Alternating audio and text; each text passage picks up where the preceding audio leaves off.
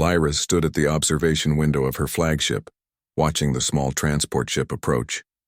Her reflection stared back at her, blue skin, forearms, the ceremonial marks of a Veltari commander crossing her face. She had led fleets into battle. She had negotiated with hostile governments. She had survived 3 assassination attempts. Yet somehow this moment felt more daunting than any of those experiences. Today, she was getting married to a human. The peace treaty between the Veltari Empire and the human colonies required cultural exchanges. Arranged marriages were considered the strongest bond. Lyra had argued against it in the council chambers, but her objections were overruled. She was unmarried, high-ranking, and visible. She was perfect for the role. Her second-in-command Morgath stood behind her. He was a Thraken warrior, towering and covered in natural armor plating. His species was known for their strength and combat prowess. He made a sound that might have been a laugh. "A human husband," Morgath said. "At least he will not eat much." Humans are small creatures. Lyra did not respond. She had studied the reports about humans.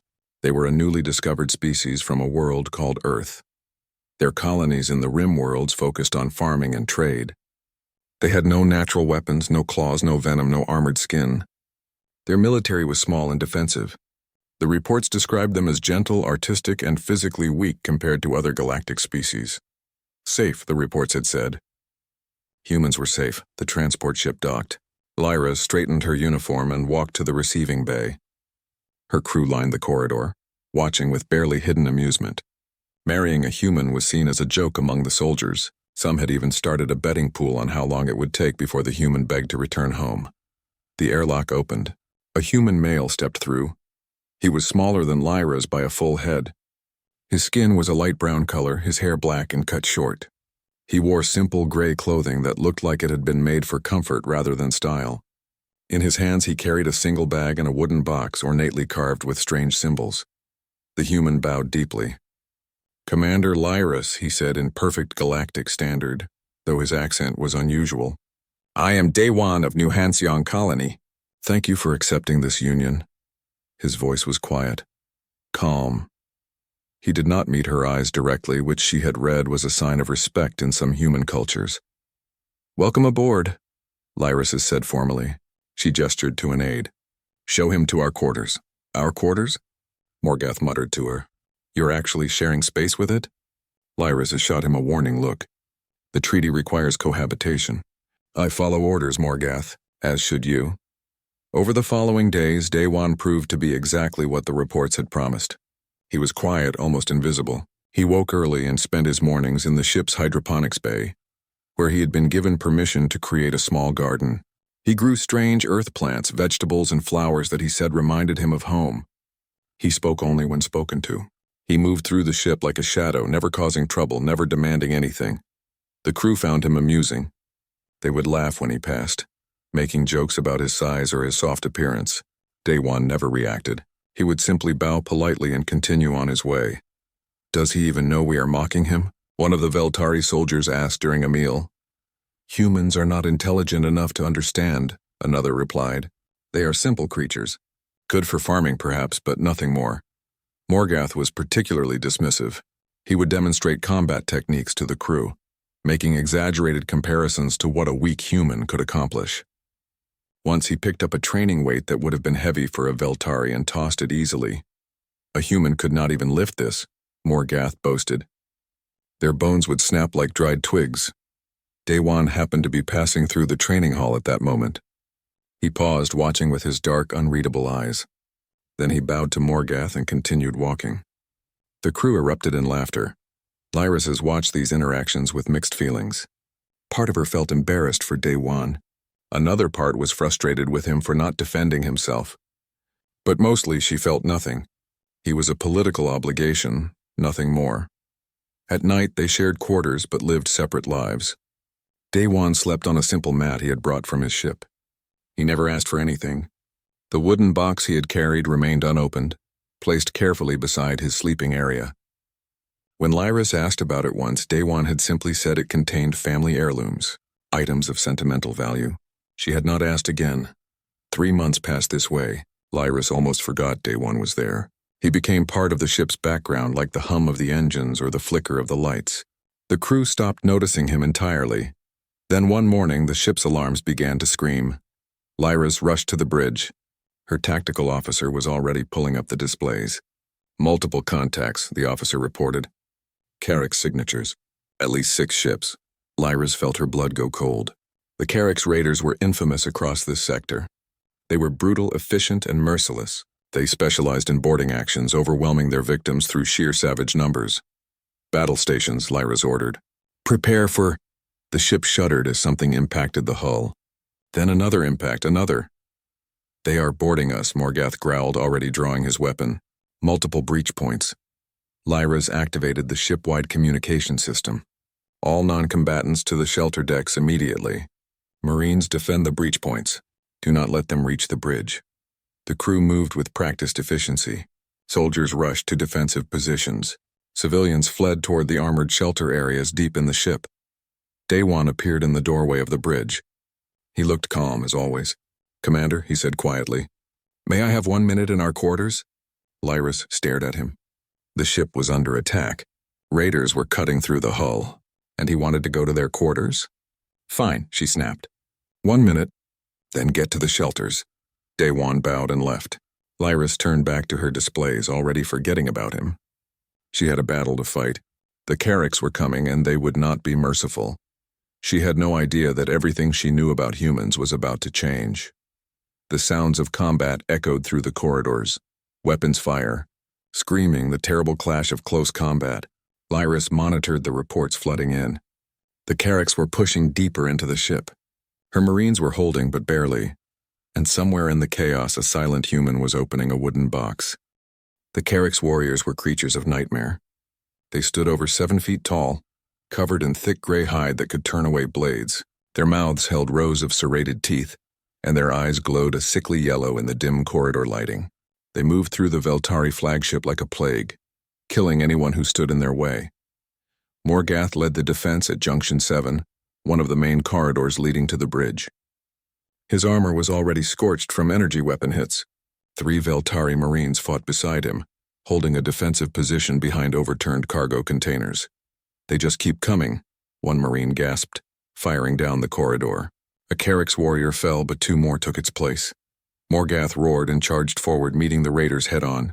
His blade cut through one Carrick's, but another slammed into him from the side. Morgath felt his ribs crack under the impact. He fell hard, his weapon skittering across the floor. The Carrick's warrior stood over him, raising a massive blade for the killing blow. Morgath tried to move, but pain shot through his chest. He had fought in dozens of battles. He had never expected to die like this on his own ship. The Carrick's blade came down. It never landed. Something moved. Fast. Faster than Morgath's eyes could track. There was a sound like singing metal, a flash of silver in the air. The Carrick's warrior made a strange choking sound and stumbled backward. Its head separated from its body a moment later, falling to the floor with a wet thud. A figure stood where the raider had been. He was small compared to the towering aliens around him. He wore dark fitted clothing that seemed to absorb light. In his hands was a curved blade that gleamed with an energy field running along its edge. The blade was beautiful and terrible at the same time. Morgath stared. "Daewon?" The human did not respond. His eyes were focused on the corridor ahead, where more Carrick's warriors were charging. His expression had not changed, still calm, still quiet. But everything else about him was different.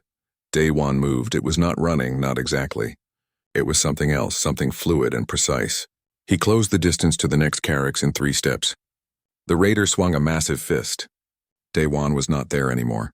He had shifted to the side, his blade moving in a precise arc. The Carrick's warrior's arm hit the floor, still clenched in a fist. The warrior had no time to scream before the second strike ended it.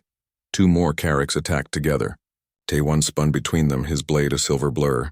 Both raiders fell, their bodies not understanding they were dead until gravity took them. The remaining Carrick's in the corridor hesitated. These were creatures that knew no fear, that charged into weapons fire without stopping. But they hesitated now, staring at the small human with the singing blade. Daewon took a single step forward. The Carrick's broke and ran. Morgath pulled himself to his feet, one arm wrapped around his broken ribs. His Marines were staring, their weapons hanging loose in their hands. They had just watched a human, a species they had mocked as weak, cut through 6 Carrick's warriors in less than a minute. "What are you?" Morgath breathed. Day One turned to look at him. The human's breathing was not even elevated. "I am a Geomseong," he said simply. "Please get to medical, Morgath. Your ribs are broken." Then he was gone, moving deeper into the ship toward the sounds of more combat. On the bridge, Lyris was watching her ship fall apart. The Carricks had breached in 7 locations. Her Marines were being pushed back on all fronts. She had sent distress signals, but help would not arrive in time. The flagship was going to fall. "Commander," her tactical officer said, his voice tight with fear. "They have reached Junction 7. Morgath is down. They are 3 corridors from the bridge." Lyris drew her sidearm. If they reached the bridge, she would sell her life dearly. Better to die fighting than to be captured by the Carricks. The tactical officer suddenly leaned forward, staring at his display. "Wait, something is happening at Junction 7. The display showed thermal signatures. 6 Carrick's warriors had been there moments ago. Now there were none. Just one human-sized signature moving down the corridor. "That cannot be right," the officer muttered. "Scan malfunction?" "Junction 5, another officer called out. "Carrick's forces are retreating." "Oh, wait, they're being pushed back." Lyris watched the displays in disbelief. The Carrick's retreat was not organized. It was panicked. Something was moving through the ship, cutting through the raiders like they were nothing. "Get me a visual," Lyris ordered. The main screen flickered. It showed Corridor 12, where a dozen Carrick's warriors had been advancing on a group of trapped civilians. The image was grainy from weapon fire and smoke, but Lyris could see a single figure moving among the raiders. Day One.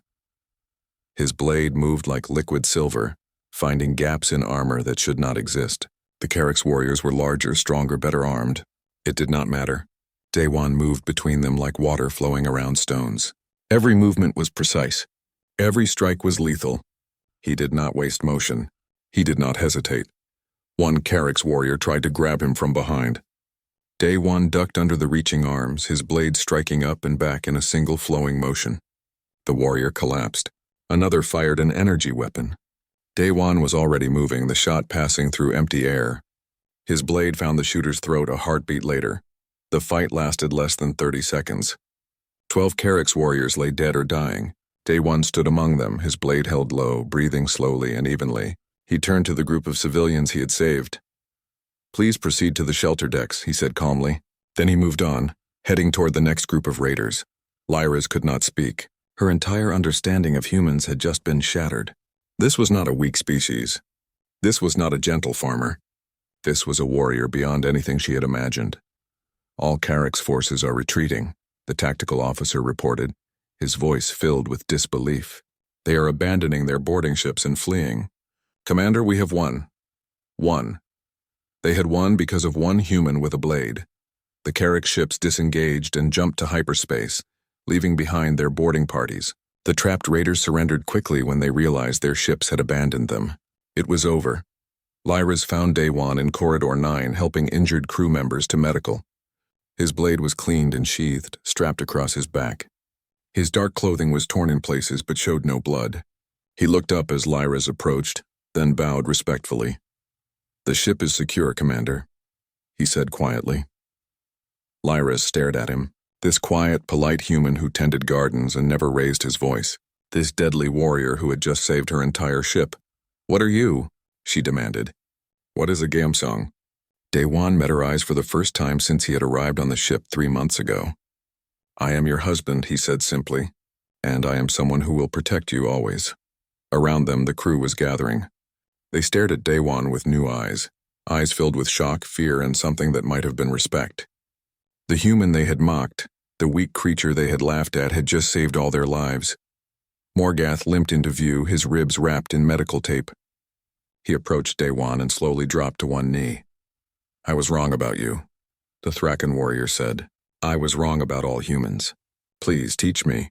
I wish to learn." Day One looked at the massive warrior kneeling before him. Then for the first time since coming aboard, he smiled. It was small and sad. "The path is long and painful," Day One said. "But I will teach you. I will teach anyone who wishes to learn." Lyris realized that everything was about to change, not just on her ship but in the entire galaxy. Because humans were not what anyone had thought, and now everyone would know the truth. The medical bay was full. Wounded crew members filled every bed, and doctors moved between them with tired efficiency. The Carrick's attack had cost them 37 lives and twice that many injured. It could have been much worse. It would have been much worse if not for one human. Lyra sat in her ready room reviewing the combat footage for the 5th time. Each viewing made it harder to believe. The thermal scan showed Daewon's path through the ship like a line of fire. Everywhere he went, the Carricks fell. The final count was 42 raiders killed by his blade alone, 42 of the galaxy's most feared warriors, cut down by someone her crew had been mocking just hours earlier. The door chimed. "Enter," Lyrazu said. Daewon stepped inside, back in his simple gray clothing. His blade was nowhere to be seen. He looked like the quiet gardener again. Except Lyra's could never see him that way anymore. She had watched him move through combat like death itself. "You wanted to see me, Commander?" Daewon asked, bowing slightly. "Sit," Lyra said. It was not a request. Daewon sat across from her, his posture relaxed but somehow ready, like a coiled spring waiting to release. How had she not seen it before? "I need answers," Lyraza said. "What you did today should have been impossible. Humans are not warriors. Every report, every study says your species is peaceful, weak. You have no natural weapons, no armor, no enhanced strength. Yet I watched you kill 42 Carrick's raiders with a simple blade." Daewon was quiet for a moment, his dark eyes thoughtful. "The reports about humans are not wrong," he finally said. "We are peaceful. We prefer farming and trade to war. We have no natural weapons. All of this is true. Then how? But the reports are incomplete," Daewon continued. "They tell you what we are now. They do not tell you what we were, what we can still be when needed." He leaned forward slightly. "Commander, how long has your species existed?" Lyras frowned at the question. "The Veltari have existed for approximately 70,000 years. And in all that time, how many wars has your species fought against itself?" "Against ourselves?" Lyras considered. "Perhaps a dozen major conflicts before we unified." "Why?" Daewon's expression was sad. "Humanity has existed for 200,000 years. In just the last 10,000 years, just the time we can clearly document, we have fought over 14,000 wars. Not against aliens, against each other. Human against human, for land, for resources, for beliefs, for pride, sometimes for no reason at all." Lyras felt cold. 14,000? "The last great conflict on Earth ended only 2 centuries ago," Daewon said. "We call it the Unification War. It involved every nation on our world. Hundreds of millions died. When it ended, humanity looked at what we had done to ourselves and made a choice. We would put aside our weapons.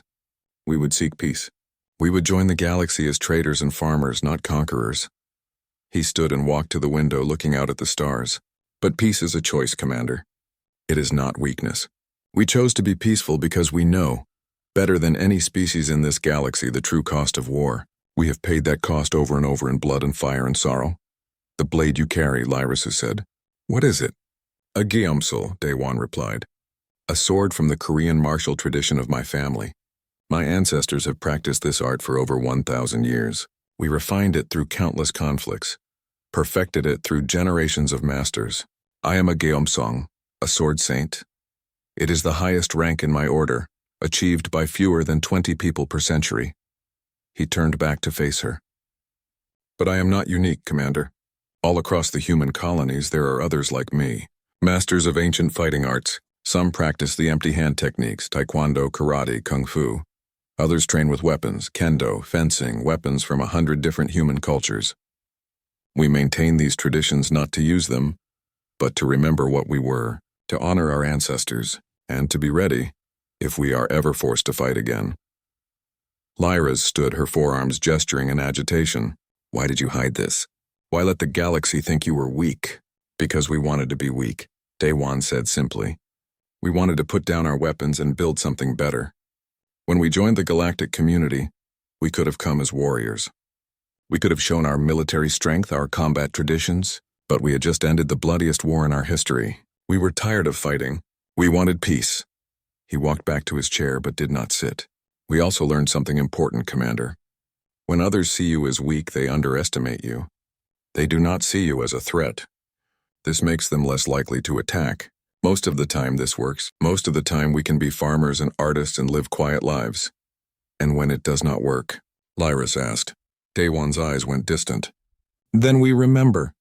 We open the boxes we have kept sealed. We take up the weapons our ancestors carried. And we show the galaxy what humans truly are. There was a long silence. Lyris thought about all the human colonies she knew of, quiet farming communities, trading posts, cultural centers. How many of them had warriors hidden among the farmers? How many masters of ancient war arts were living simple lives, their deadly skills concealed behind peaceful faces? You volunteered for this marriage, Lyris realized. It was not random selection. Daewon nodded. Human intelligence knew the Veltari Treaty was fragile. We suspected there might be threats, political, military, or both. My order sent me to serve as a guardian. I volunteered because I believed in the alliance. I still do. You let my crew mock you for 3 months. Yes. You let them think you were weak and stupid. Yes. Why? Daewon smiled slightly. Because I hoped I would never need to show them otherwise. Every day I spent in my garden, tending my plants and being ignored, was a day of peace. That is what I wanted. What I still want. Lyris sat down heavily. The galaxy needs to know about this. About all humans, perhaps, Daewon agreed. But consider carefully, Commander. Right now, most species see humans as harmless. They trade with us freely. They welcome us to their worlds. They feel safe around us. If the galaxy learns the truth, that changes. We become a threat. Trade becomes harder. Trust becomes difficult. And eventually, someone will decide that humans are too dangerous to leave alone. You think they would attack you? History suggests it is possible, Daewon said. When a peaceful species is revealed to have hidden strength, others often strike first before that strength can be used against them. We would rather avoid that outcome. Lyris considered this. She thought about the human colonies, vulnerable and scattered across the rim worlds.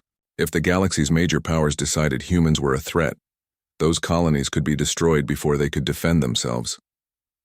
But she also thought about the 42 dead Carrick's warriors, about Daewon moving through her ship like a silent storm, about the possibility that there were thousands like him, hidden among the farmers and merchants.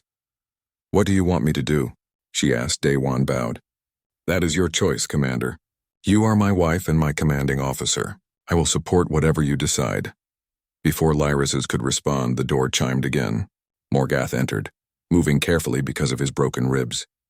The Thraken warrior looked at Daewon with an expression Lyris had never seen on his face before. Respect.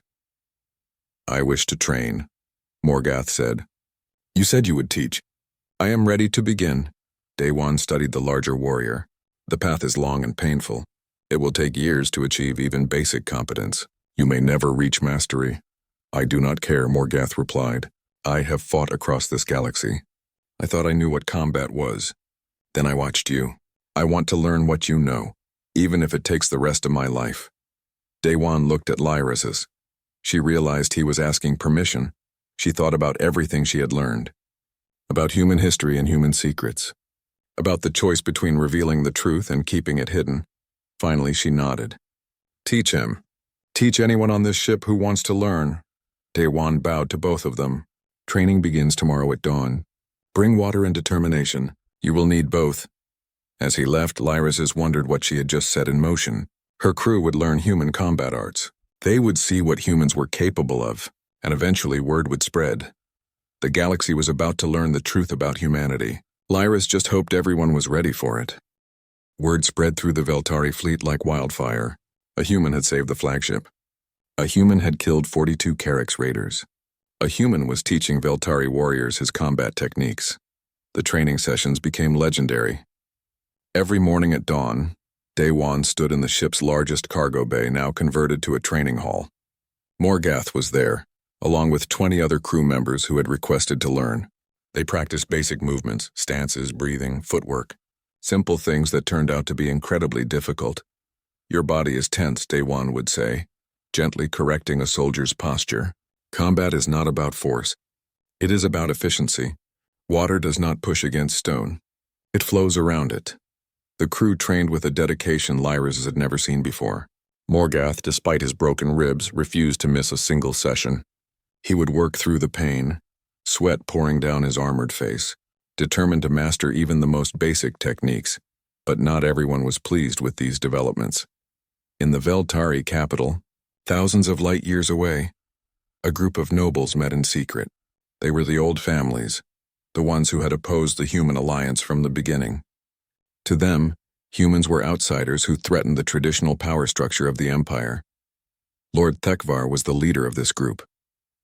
He was old by Veltari standards, his blue skin faded almost to white. His forearms were heavy with rings that showed his family's ancient wealth. He listened to the reports from the flagship with growing anger. "This is unacceptable," Thekvar said. "A human warrior on our most prestigious ship? Teaching our soldiers? Next, they will want positions in our military command." The marriage was meant to weaken the alliance, another noble added. Commander Lyris was supposed to demonstrate human inferiority. Instead, she has made this human into a hero. Then we must correct this error, Thekvar said coldly. The human and Lyris both must die. We will make it appear that the human betrayed her. The alliance will collapse and we can return to proper order. Who could accomplish such a task? A younger noble asked. If the reports are true, this human is extremely dangerous. Thekvar smiled. I know someone. The best assassin in the known galaxy. 3 weeks later, a diplomatic celebration was held on the flagship. The Veltari Empire was hosting representatives from 6 different species to discuss trade agreements. The ship's main hall was decorated with lights and filled with music. Lyris wore her formal uniform, all 4 arms draped with the ceremonial sashes of her rank. Day-One stood beside her, uncomfortable in formal human attire. He had argued against attending, saying his presence might cause diplomatic issues. Lyris had insisted. He was her husband. He belonged at her side. What neither of them knew was that another guest had arrived on the ship. A Silthari assassin named Vexith, hidden among the diplomatic staff. The Silthari were famous across the galaxy for their assassination skills. They could bend light around their bodies, becoming nearly invisible. They moved in absolute silence. Their molecular edge blades could cut through any armor. Vexith had never failed a contract. The human and his Veltari wife would be dead by morning. The celebration lasted late into the night. Day-One endured the social interaction with quiet patience, answering questions about Earth and human culture. Several diplomats asked about his role during the Carix attack. He deflected these questions politely, giving credit to the ship's marines instead. Finally, the event ended. Lyris and Day-One returned to their quarters, both exhausted. Lyris removed her formal sashes and collapsed onto her sleeping platform. I hate these events, she muttered. All politics and false smiles. They serve a purpose, Day-One said, hanging his formal jacket carefully. Peace requires effort. Lyris was asleep within minutes. Day-One prepared for sleep more slowly. He removed his outer clothing, then sat cross-legged on his mat. He closed his eyes and began to meditate, a practice he performed every night. His breathing slowed. His heartbeat became calm and steady. To anyone watching, he would have appeared asleep. But Day-One was far from unconscious. His mind was quiet, but his senses were open and aware. This was part of his training, to remain alert even in rest. An hour passed. The ship's night cycle made the corridors quiet and dim. In the quarters, only the soft sound of Lyris's breathing could be heard. Then Day-One spoke, his eyes still closed. The 5th floorboard from the door. You displaced the air above it when you entered. There was a moment of absolute silence. Then the air shimmered and a figure appeared. Vexith stood in the center of the room, her light-bending camouflage fading. She was tall and thin, with silver skin and large black eyes. In her hands were 2 molecular edge daggers that glowed faintly in the darkness. Impressive, Vexith said in a whisper. No one has ever detected me before. You are very skilled, Day-One replied, opening his eyes but not moving from his seated position. But you move through air like everyone else. Air has weight. It has motion. You cannot hide from someone trained to feel these things. Vexith studied him. You are the human everyone talks about. The warrior. I am Day-One. I am a gardener who knows how to use a sword. A gardener who killed 42 Carix raiders. Vexith began to circle him slowly. I was hired to kill you and your wife. I always complete my contracts. You are welcome to try, Day-One said calmly. But you should know that my wife is a fleet commander. Killing her will bring consequences you cannot imagine. As for me, I would prefer not to fight. Leave now and I will not pursue you. Vexith laughed softly. You sit there unarmed offering me mercy? You humans are strange. I am not unarmed, Daewon said. I am never unarmed, Vexith moved. She was fast, blindingly fast. Her daggers struck at Daewon from two directions at once. But Daewon was already moving. He rolled backward, his hand sweeping across the floor. When he came up, he held a short blade that had been hidden under his sleeping mat. The fight that followed was silent and deadly. Vexith used every technique she knew. Holographic decoys that created multiple images of herself, poison darts fired from her wrist launchers, molecular edge daggers that could cut through steel. Daewon countered each attack with minimal movement, his blade deflecting strikes that should have been impossible to see. You fight blind, Vexith hissed, frustrated. She had noticed that Daewon's eyes were half closed, his movements based on sound and air pressure rather than sight. I spent 10 years training blindfolded, Daewon replied. My master taught me that eyes can deceive. The body does not lie. Vexith created 3 holographic copies of herself and attacked from 4 directions. Daewon's blade moved in a precise pattern, finding the real Vexith among the fakes. The assassin barely dodged, feeling the blade pass close enough to cut a strand of her hair. She was starting to understand something terrible. This human was better than her. After a lifetime of perfect kills, she had finally met someone she could not defeat. Vexith made a desperate move. She threw a handful of explosive charges into the air and dove for the door. The charges detonated in flash of light and sound, meant to blind and disorient. Daewon moved through the explosion like it was not there.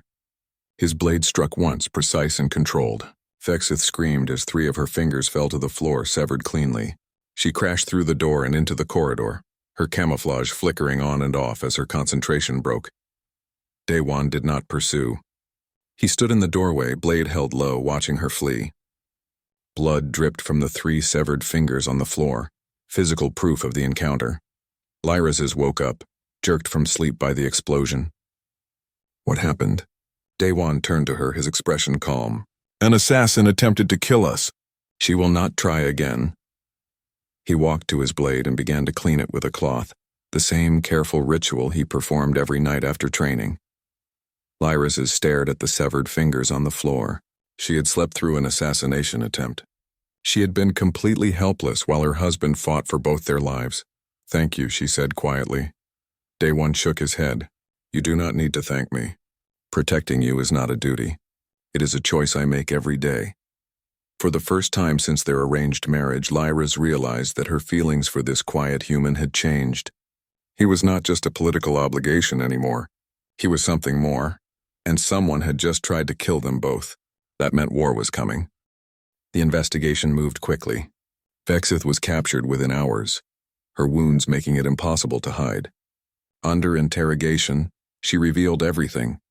The nobles who had hired her, the plan to destroy the human alliance, the payment she had received. Within 3 days, Lord Thekvar and 7 other conspirators were arrested. The scandal shook the Veltari Empire. High nobles plotting assassination was bad enough, but attempting to sabotage a peace treaty with another species? That was unforgivable. The Emperor himself called for an emergency session of the Galactic Council. The message came to the flagship a week after the assassination attempt. Commander Lyras and her human husband were summoned to appear before the council. The galaxy wanted answers about humanity. Daewon stood in their quarters looking at the formal summons. This is what we hope to avoid, he said quietly. I know, Lyras replied. She had spent the past week thinking about this moment. But after what happened, we cannot keep hiding the truth. The conspiracy proves that some species will fear humans regardless. Better to control the revelation than let it spread as rumors. You are probably right, Daewon agreed. I should contact my government. They will want to send representatives. 3 weeks later, the Galactic Council chamber was full. Representatives from 47 different species sat in their designated sections, watching the center floor where the humans would speak. The chamber was ancient, carved from a single massive crystal that glowed with soft light. Lyra's sat in the Veltari section, her forearms folded nervously. She had given testimony earlier about the Carrick's attack and the assassination attempt. Now it was humanity's turn to speak. 3 humans walked to the center floor. Daewon was there, wearing formal attire but with his blade visible across his back. Beside him walked a human woman named Hana, who served as a strategic advisor for the human colonies. The third was Jin Ho, a diplomatic historian. The council speaker, a towering Matherian with crystal formations growing from his shoulders, addressed them. Humans of Earth, this council has learned disturbing information about your species. We were told you were peaceful farmers and traders, yet one of your people killed 42 Carrax raiders in single combat. We demand an explanation. Jinho stepped forward. He was an older human with gray hair and a gentle face. Honored council, we have not lied to you. Humans are peaceful. We prefer farming and trade to warfare. Everything we told you about our current society is true. But you hid your warrior nature, another council member accused. We hid our past, Jinho corrected. There is a difference. If the council permits, I would like to show you something. He gestured, and a holographic display activated in the center of the chamber. Images began to appear, scenes from Earth's history. Battlefields covered with the dead, cities burning, soldiers fighting with primitive weapons, then advanced ones. This is the Battle of Gettysburg, Jinho narrated. 51,000 human casualties in 3 days. This is the Battle of Stalingrad, 2 million casualties over 5 months. This is Hiroshima after the first atomic weapon was used. Over 100,000 dead in seconds, the images continued. Wars from every continent of Earth spanning thousands of years. The council chamber became very quiet. In just the 20th century of our calendar, Jinho continued, humans fought 2 global wars that killed over 100 million people combined. We developed weapons that could destroy entire cities. We poisoned our own air and water with chemical weapons. We did this to ourselves, not to alien invaders. To other humans, Hana stepped forward. We are not proud of this history, but we learned from it. When Earth finally unified 200 years ago, it was not because we ran out of enemies.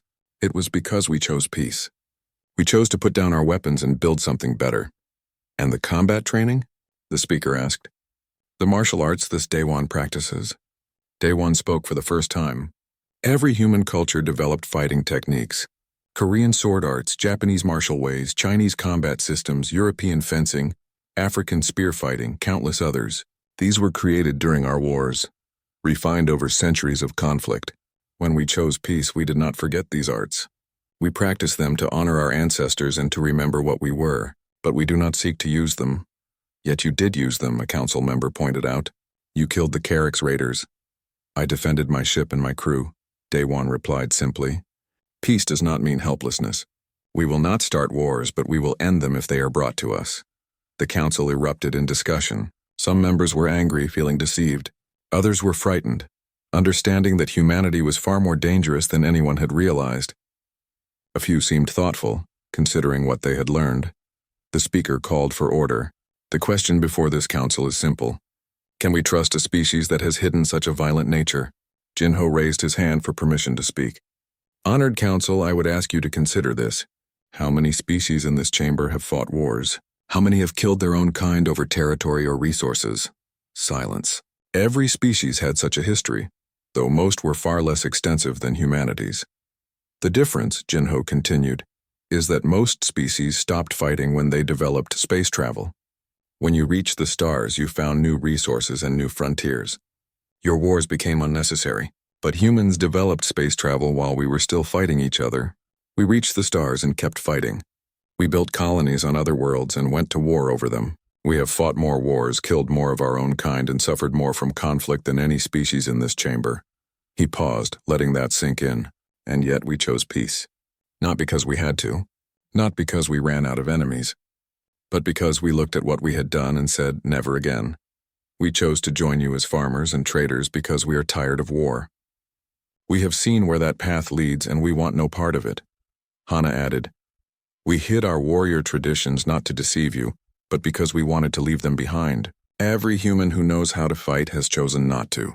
Every weapon we possess is kept sealed. We do not want to be warriors anymore. We want to grow food and make art and raise our children in peace. But you will fight if attacked, the speaker said. Yes, Daewon confirmed. We will always defend ourselves. Peace is a choice, but it cannot be a suicide pact. If someone brings violence to us, we will respond. But we will never be the ones to start a war. The council debated for hours. Some argued that humans were too dangerous to trust. Others pointed out that humanity's commitment to peace, despite their capability for war, made them more trustworthy, not less. The fact that they could fight but chose not to was significant. Finally, a vote was called. Should humanity remain part of the galactic community, or should they be isolated? The vote passed in humanity's favor, though not unanimously. The human colonies would continue their trade and cultural exchanges. But now everyone knew the truth. As the council session ended, various representatives approached the human delegation. Some wanted to establish stronger ties. Others wanted to learn about human combat techniques. A few simply wanted to understand how a species could emerge from such violence and choose peace. Lyris found Day-One outside the council chamber. He looked tired but relieved. "How do you think it went?" she asked. "Better than I feared," Day-One replied. "Not as well as I hoped. Some species will always fear us now, but perhaps that is the price of honesty. Do you regret it? Revealing the truth?" Day-One considered. "No, living a lie is exhausting. At least now we can be ourselves. We can practice our traditions openly. We can honor our past without hiding it." They walked together through the council station's gardens, a neutral space maintained by dozens of species. Flowers from 100 worlds grew in carefully tended beds. "What do you want to do now?"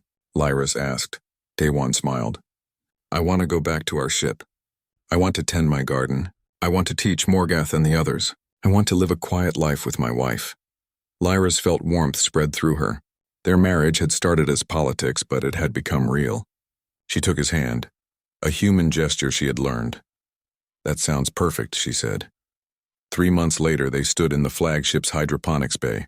Day-One's garden had expanded, now filling half the space with earth plants.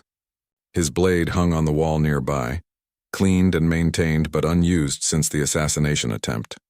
Morgath and 30 other crew members were practicing forms in the corner, their movements still clumsy but improving. Day-One watched them with a teacher's pride. "They are getting better," Lyris observed. "They are learning," Day-One agreed.